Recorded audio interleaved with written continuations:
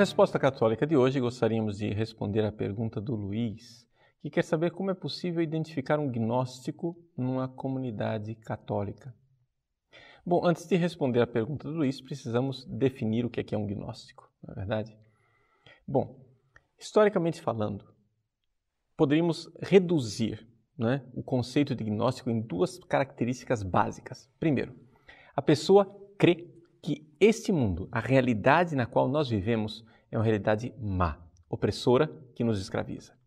Em segundo lugar, que existe um conhecimento que nos liberta desta realidade opressora. Isto é um gnóstico, ou seja, uma pessoa que crê que existe uma salvação desta realidade através de um conhecimento, gnosis, em grego, por isso a palavra gnóstico.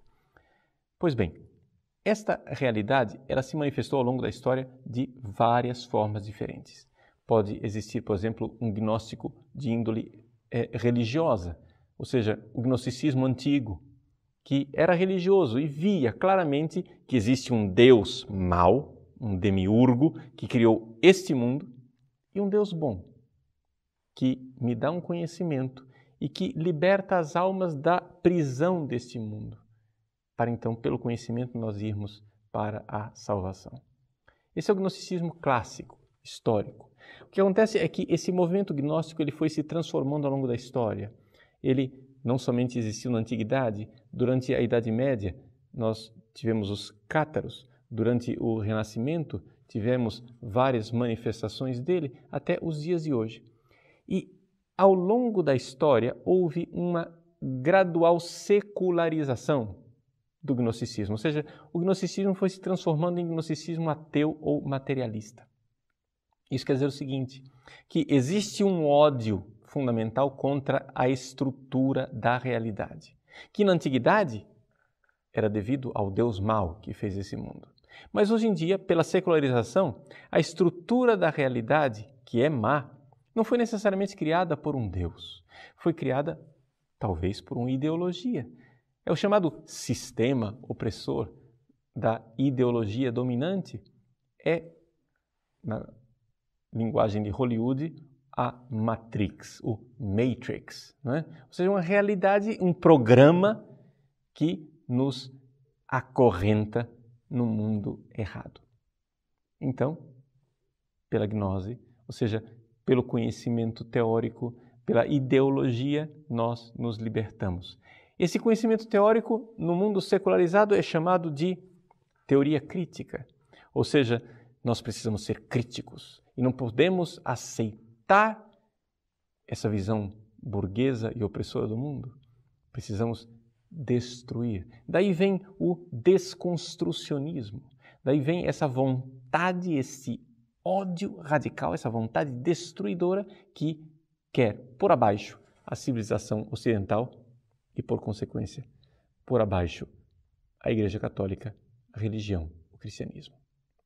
Pois bem, como então identificar, meu caro, um gnóstico numa comunidade católica? Bom, a primeira coisa é importante a gente olhar para dentro de si mesmo. Por quê?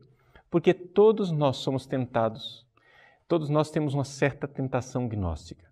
Todas as vezes que você diz assim, se eu fosse Deus, eu teria feito as coisas assim, deste jeito, e não do jeito que elas são de fato.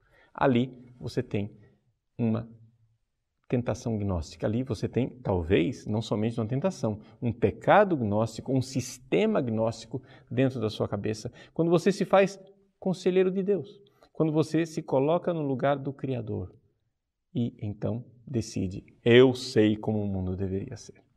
Pois bem, graças a Deus, Deus quer crucificar esta nossa gnose. E Ele nos crucifica sempre através do embate, do impacto com o mundo real, com a realidade. O mundo não vai seguir as nossas teorias. A realidade não vai seguir essas nossas belíssimas ideologias. Nós precisamos, se queremos ser cristãos, antes de tudo, obedecer à estrutura do real como ela foi criada por Deus. E termos uma vontade férrea de aceitar a realidade, mesmo que ela seja desagradável. É aqui que então Jesus nos diz, toma a tua cruz dia após dia. Tomar a cruz dia após dia quer dizer o seguinte: as minhas vontades, meus caprichos, minhas veleidades não são o parâmetro. Existe muitas vezes uma vontade de Deus que se manifesta em uma série de agruras e dificuldades. Pois bem, nós passarmos desta visão de criança caprichosa que quer fazer suas vontades para aceitarmos a vontade de Deus não é algo fácil. Nosso Senhor Jesus Cristo suou sangue no Horto das Oliveiras para fazer a vontade de Deus. Se é assim, também nós provavelmente iremos suar bastante.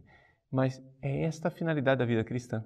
A vida cristã consiste nisso, em nós sairmos do nosso lugar de deuses, ou seja, crianças que acham que são os verdadeiros demiurgos da realidade, para aceitarmos que somos criaturas e que temos um Deus que não somente criou o mundo, mas também nos redimiu e quer nos tirar dessa realidade pecaminosa.